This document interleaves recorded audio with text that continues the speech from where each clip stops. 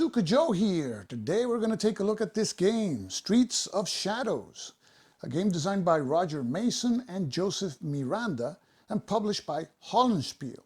This is a game about resistance and collaboration in Paris during World War II. This is a game for 3 to 5 players. It has cards, but it's not a card-driven game, although many of the actions in the game come from the cards. The game is won on the basis of victory points, and the game may end in one of two ways. If this liberation marker reaches the Paris liberated box, the game ends there. The game is played using this liberation track. The marker starts in the number 1 box. And while the marker is in the number 1 to 4 boxes, we use these cards, deck A, that correspond with the same epoch the Germans move in. These shadow cards are event cards. This particular one has no effect, but at the end of the turn, we advance the liberation marker 1 box. When the liberation marker enters the number 5 box, then we introduce deck B of the shadow deck in the game. And when it reaches the number 9 box, then we introduce deck C, D-Day. These shadow cards have events that sometimes are resolved at the end of the turn in the next to last phase. That's the plot resolution phase. And some advance the Allied liberation marker, as we can see here.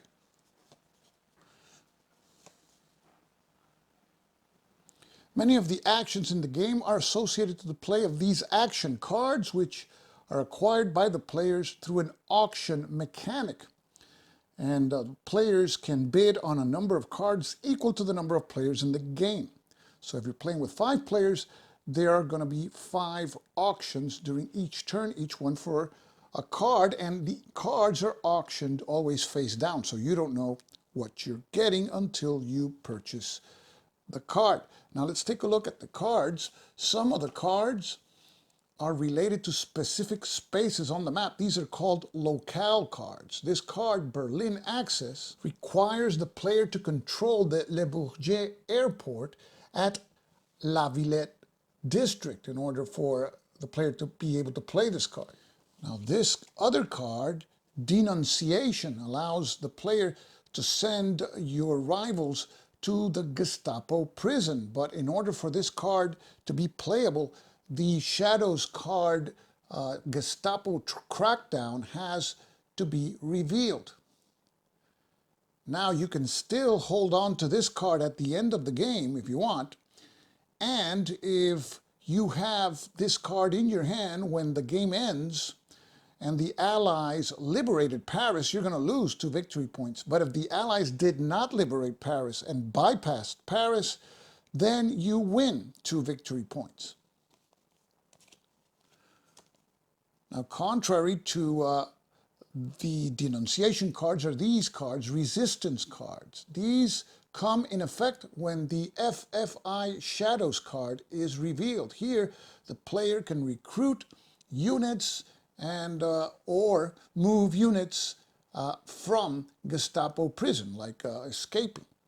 And if you have this card at the end of the game and Paris is liberated, you win 2 victory points. But if the Allies bypass Paris, you lose 2 victory points.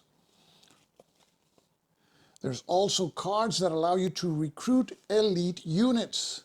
Elite units are these cubes that are larger than the regular cubes. Each one of these cubes has a strength of 2 cubes when compared to the regular cubes. And the only way you can recruit elite units is through the play of cards. And also this deck contains a number of suited cards. Here you see the diamond cards are intelligence cards. These can be played for the effects that are listed there, or during battle for adding the number that appears on the top to the strength of your units. So you have diamond cards, which are intelligence cards. You have spade cards, which are treachery cards, hearts for influence cards, and then clubs for raid cards. And raids are the only way you can attack the headquarters of your opponents. All other spaces except the Gestapo prison, the Wehrmacht Central, and any landmark can be attacked without any specific card. But to attack the headquarters, you need a raid card. And there are other cards that we won't cover at this time in this action card. Now, this is a game for 3 to 5 players. Each player controls a faction, and there's a card for each faction card that summarizes the starting forces and income and special abilities of each faction. I've already selected randomly 5 factions, that is the factions that I will be using in my solo play, but I'm going to show you the 6th card because the game brings 6 faction cards. The 6th card is Abwehr Commander, and you see that the card tells you where the home base or headquarters of the Abwehr Commander faction is located. In this particular case, it's in the Tuileries. The map is divided into 14 districts, and you see the red border line for the districts. The Tuileries district is here, and it has 3 locations, including the Abwehr headquarters or home base. And home bases are denoted by this red oval around the name. In addition to its home base, the map has 2 more locations that are associated to each faction, and those are indicated there beside complexes in the districts of Invalides and Montmartre. Here we see the Abwehr complex in the Invalides district, and the other one is located here in Montmartre. Also indicated in the center of the card is the special ability that each faction has. As to the Abwehr Commander, he can play any suited card as a raids card. And the raids cards are those with the club. So the Abwehr Commander could use, let's say, a diamond card in order to conduct a raid. The card at the bottom indicates the income that the faction receives each turn and the maximum hand size. That is the number of cards, action cards, that the side can hold at once. In the case of the Abwehr Commander, it is 5. And at the right, we see a summary of the starting income, 3 francs, and forces, 0 regular forces and 3 elite cubes. I've already assigned 5 factions, specific colored pieces. Let's take a look at each one of them. The movie director starts with 5 francs and 3 units, and it has the special ability of using any suited card as an influence card. The chief of police starts with 3 francs, 3 regular units, and 1 elite unit, and has the special ability of using any suited card as a raid card. The journalist starts with 4 francs and 4 regular units. And notice that it only receives 2 francs per turn. That's the lowest income in the game. However, it has a special ability that its tokens do not have to stop moving when they enter a district containing enemy tokens. And they can hold in their hand a maximum of 6 cards, which is the highest hand size in the game. The cabaret impresario's pieces are in red, and he starts with 5 francs and 3 regular units, and its special ability is that at the end of the bidding phase, the player can discard 1 action card from his hand without playing it and draw a replacement card from the deck. And finally, we have the fashion designer with its units in black. It starts with an income of 5 francs and 3 regular units, and has the special ability that it can play any suited card as a treachery card. Now let's complete the setup by placing the units of each faction on the map. They can be placed at their headquarters or in any landmark space. Landmark spaces are the only spaces in the game where units of different factions can coexist, and they're denoted by these double lines to the side. And there are 4 landmarks: Notre Dame, which is located in the Ile de la Cité district; the Paris Opera, which is located in the Opera district; the Arc de Triomphe, which is located in the Passy district; and last but not least, the Eiffel Tower in the Montparnasse district. The game also includes certain metro spaces. And these are these round spaces here, which allow for units to be moved rapidly across the city. The unit has to begin its space in a metro space, and it can surface at any other metro space on the map. There are 7 metro spaces, and there are 14 districts. So not all districts have metro spaces. Let's take a look at the sequence of play. First is the initiative phase, and the initiative phase is given to the player that controls the most locations, and you don't count, for that purpose, landmarks, the Gestapo prison, or the Wehrmacht central spaces. Many of the actions in the game will be conducted in clockwise fashion, starting with the initiative player. So if the initiative player, let's say, is the fashion designer, he would go first, and then would come the movie director, then the chief of police, then the journalist, and finally with the cabaret impresario. We mark the initiative player with this French resistance cross, and at the beginning of the game we have to determine randomly who will have the initiative, so we will roll 1 die for each faction, and the high roller will have the initiative. The next phase will be the shadows phase, where we flip the top card from the shadows deck that applies to the epoch we're in. So let's say we're in shadow deck A, we would flip the topmost card and we would apply the effect. In this case there would be no effect, and at the end of the turn, in the plot and turn resolution phase, we would advance the Allied liberation marker 1 space. Next comes the income phase, where we collect francs equal to the income rating for each of the factions, which is different.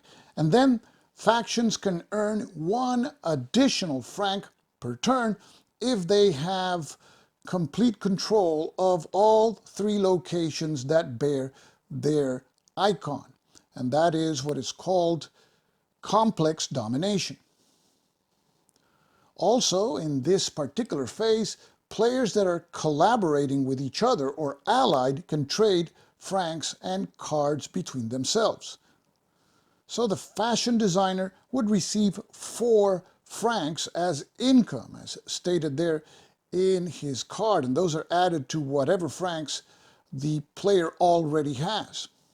However, if the player controls his home base at Montparnasse and the fashion designer complexes at Ménilmontant and Passy, then the player would receive 1 extra franc, and that would be 5 instead of 4.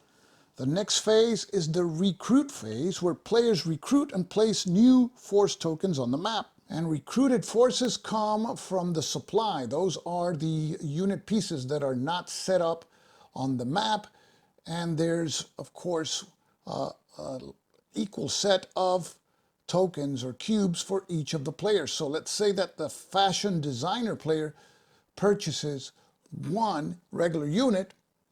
We would take 1 from the supply and place it on the map. Recruited units are placed in the player's home base. So for the fashion designer, it would be here in the location or locale here in Montparnasse, but they can also be placed in any landmark space.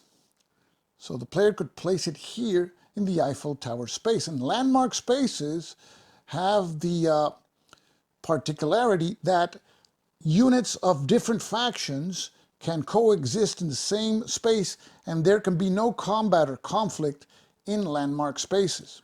The next phase is the bidding phase, and during this phase there is an auction of a number of cards equal to the number of players that are playing a particular game.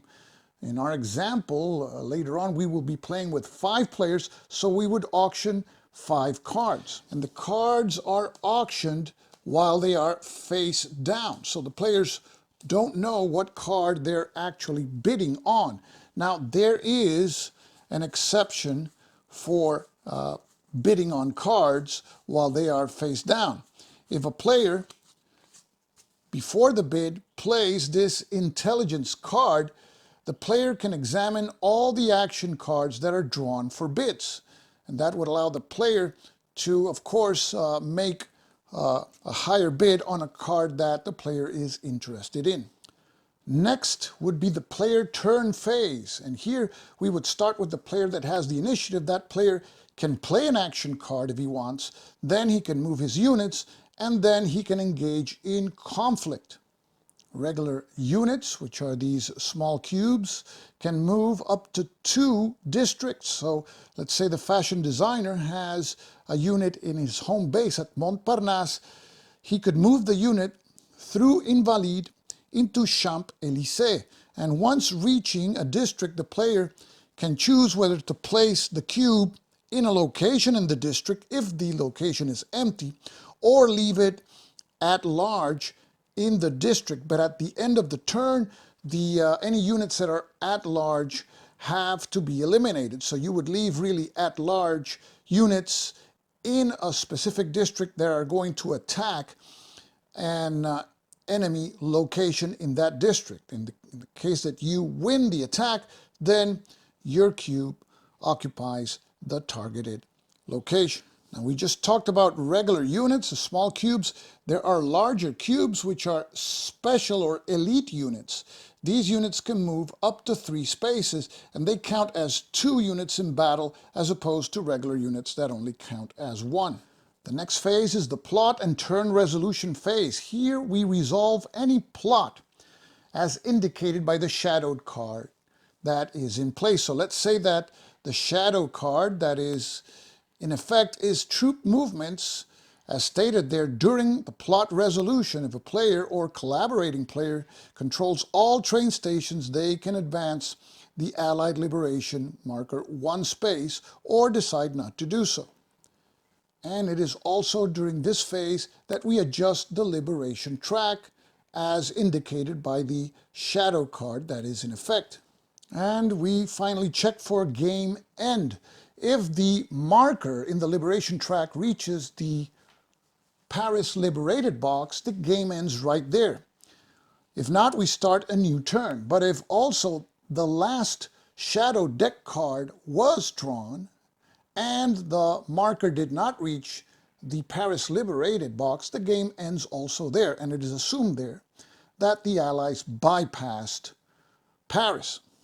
So we will be playing 1 full game of Streets of Shadow Solitaire. And I want to make clear, this is a game that is not solitaire friendly, but I will do my best to keep it entertaining, and I will conduct the bidding process the first time around in full view with the cameras, so you know what I'm doing, but then we will expedite it, and I'll just show you what the results of the bids were.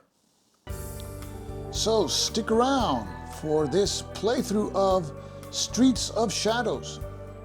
And this is Stuka Joe signing off for now. Thanks for watching.